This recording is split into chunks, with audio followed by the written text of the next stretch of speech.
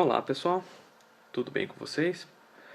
Então vamos lá, isso aqui vai ser uma aula assim, uma videoaula, né, pra gente dar uma diversificada, né? Vocês já tiveram duas atividades de com texto, né, com coisas assim, tal, envolvendo os conceitos iniciais, tudo. Agora a gente vai falar um pouquinho sobre a cartografia, sobre os mapas, né? Então assim, a intenção é que essa aula não dure mais do que 15 ou 20 minutos e não tem tanto material assim. Então o que vai acontecer? Então nós temos aqui o slide, os slides, né, que eu vou passando, e o vídeo aqui eu vou explicando, conversando um pouquinho aqui e tudo mais. Essa atividade está aqui postada no blog, também está o vídeo aqui no canal do YouTube, né, que vai servir para isso, e, e também vai estar disponível para baixar a apresentação de slides, tanto no blog quanto no YouTube. E só no blog apenas estaremos lá com as atividades, terá lá as atividades para fazer, as perguntas sobre o tema da aula de hoje. Tá ok? Não deixem de tirar suas dúvidas e não deixem de fazer as atividades, né? Pra gente pelo menos conseguir manter um pouquinho as coisas em dia. Tá bom? Então, quando a gente fala de cartografia, nós estamos falando basicamente da produção de mapas, né? Dos estudos dos mapas, tudo. Entender o mapa como uma ferramenta, como um recurso a mais para ser usado. E assim a gente consegue chegar nas nossas entender, ou seja, o mapa é uma ferramenta, a gente vai entender o espaço geográfico com ela. Então, assim, o que são mapas, né? Então, a gente pode tratar assim, que os mapas são instrumentos de representação da realidade. Isso significa que eles reproduzem uma determinada área do espaço para assim possamos nos localizar nessa localidade, saber onde ela se encontra ou obter diversas informações a respeito. Ou seja, o mapa ele não está ali só, ele não é só um desenho. Ele pode ter qualidade técnica, artística e tudo mais, mas ele também é uma representação da realidade. E uma característica importante da realidade é que você não vai ter todos os elementos de uma vez só ali. Você vai ter também outras possibilidades, outros recursos, outras ferramentas. Então ele vai te dar informações, então ele vai selecionar coisas. Como aqui diz, um mapa não vai retratar todas as informações que existem naquele espaço, mas sim uma ou mais informações pertinentes ao interesse de se produzir aquele mapa. Ou seja, para quem está produzindo esse mapa, para quem é o público-alvo dele, algumas informações são importantes, outras mesmo não têm tanta importância assim. Então isso significa que você vai ter que você vai selecionar algumas coisas para você poder ver. Então vamos aqui para o mapa de exemplo aqui. Como que a gente pode analisar esse mapa? Você tem aqui um monte de cores, setas, informações diferentes e tudo mais. Então assim, obviamente você tem várias coisas aqui que você pode fazer. E assim, e nos mapas mundi, como esse daqui do slide anterior, você tem 6 elementos que o mapa, ou seja, um mapa mundi pode ter até esses 6 elementos. Talvez não tenham todos de uma vez, talvez tudo depende do interesse, para que esse mapa serve. Então vamos lá. Então que é o título, a legenda, a escala, a orientação, as coordenadas e a projeção. Então assim, são basicamente esses os elementos que todo mapa tem, e esse mapa que eu mostrei agora tem, quer ver? Então aqui, ó, todos esses espaços, todas essas coisas marcadas aqui estão presentes no mapa.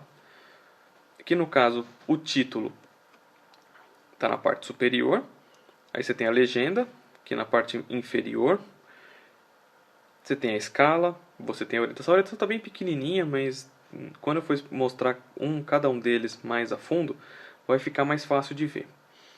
Temos as coordenadas, que eu coloquei só 3 setas, mas tem muito mais linhas de coordenadas aqui. Também está ruim de ver por causa do vídeo. Quando for explicar vai estar melhor. E a projeção. A projeção, no caso, eu destaquei o mapinha pequeno por causa do formato e para não poluir muito a tela. Mas o mapa maior é quem tem essa característica. Tá ok? Então agora vamos entender um pouquinho, vamos falar um pouquinho sobre cada um dos elementos dos mapas. E depois depois nas outras aulas a gente vai aprofundar na maioria desses elementos, tá ok? Então vamos lá. O título. O título ele vai nos dar 3 informações. Então, a primeira delas, que local que está sendo retratado? Depois, o tema do mapa. E assim, é menos frequente, assim, tá tão visível no título, mas pode acontecer também. De que período retrata? Então, assim, só para a gente pegar o exemplo aqui o exemplo do mapa que eu trabalhei aqui com vocês, que eu mostrei aqui agora. Então, nós temos aqui planisfério, quer dizer que está mostrando a Terra. Então, esse é o local. Ele está respondendo a seguinte pergunta: onde? Que lugar que está tratando? Onde é que ele está retratando? Depois, o assunto do mapa, o tema, que é o que ele está retratando. Então vamos lá. Aqui no caso desse mapa é clima e correntes marítimas, que é exatamente o que você viu lá. A gente já vai falar sobre isso, mas assim, ele está mostrando o clima, os diferentes climas que tem na Terra e as correntes marítimas. É assunto para outro momento que a gente for estudar, mas pelo menos você já tem uma noção de como a coisa funciona. E o período retratado, que é respondendo o quando, esse mapa aqui particularmente não traz, é mais comum em mapas de história. Então, por exemplo, para quem está estudando, quem deve estar estudando, por exemplo, Império Romano, alguma coisa do tipo assim, período neolítico, tudo mais, ele vai indicar lá, ele vai mostrar como que era distribuído o povo, o espaço naquela época e indicando lá de que período que ocorreu aquilo. É como se você pegasse um mapa antigo e você visse ele lá que ele foi produzido, por exemplo, nos anos 70. Que aí você vai ter alguns países diferentes. Alguns países vão estar com outros nomes, vão ter outros formatos. Então, no título você vai ter essa primeira informação. É o que basta para você entender o mapa? Ainda não. Mas agora o próximo já vai melhorar um pouquinho, que é a legenda.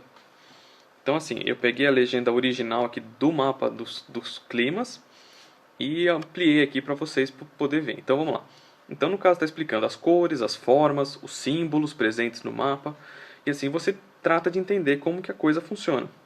Então, por exemplo, cada uma das cores que estão no mapa lá representa um tipo climático. Então você tem aqui o clima equatorial, tropical, subtropical, temperado.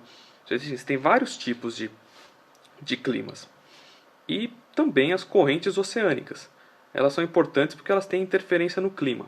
Isso aí, quando for falar de clima, a gente vai prestar mais atenção. Então, as correntes que estão aqui de vermelho, mais avermelhado, é quente, e as correntes de azul e as setas de azul, correntes frias, né? Então, a seta vermelha quente e a seta azul fria, né? Então, você vai explicar. As legendas podem ter símbolos, linhas, formatos, até a forma de escrever, às vezes, do jeito que está escrito, já indica um elemento da legenda também. E a legenda vai explicar isso. Você vendo isso aqui, você vai conseguir entender algumas coisas do mapa, já vai melhorar muito. Ainda não é o suficiente, porque o próximo também é muito importante, que é a escala. A escala é a proporção entre o tamanho do mapa e o tamanho real daquele espaço. Então, por exemplo,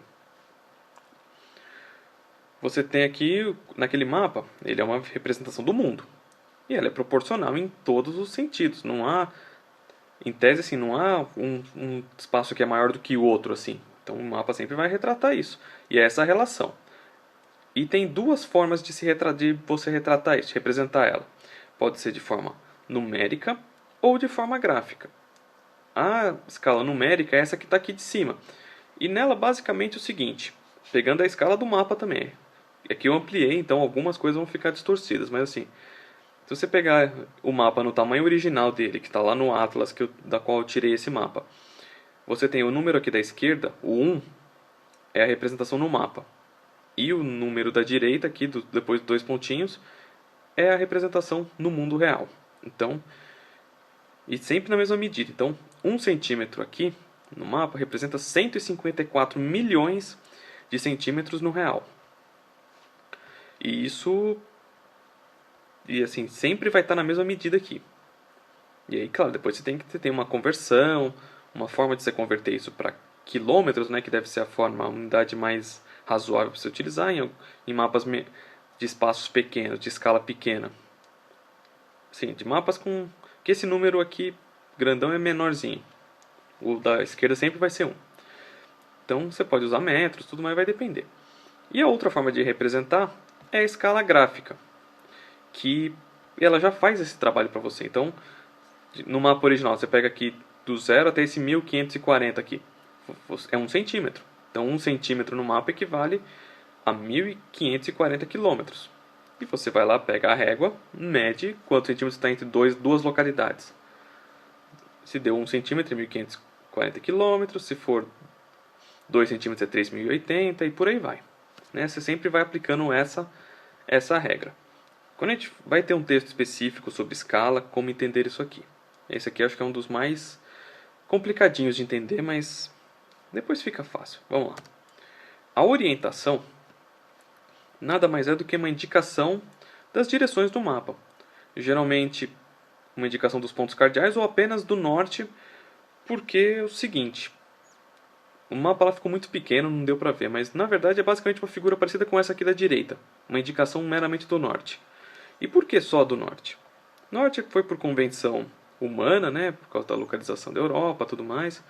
Isso aí, em outro momento a gente conversa sobre isso, mas assim, quando você tem aqui essa figura da esquerda, chama-se Rosa dos Ventos. E essa figura, basicamente ela vai indicar as direções. E você colocar no ar, você vai dizer para que lado está o norte, para o sul. Num processo de orientação, quem tem algumas capacidades, assim, uma habilidade de se identificar no espaço, vai conseguir fazer isso tranquilamente.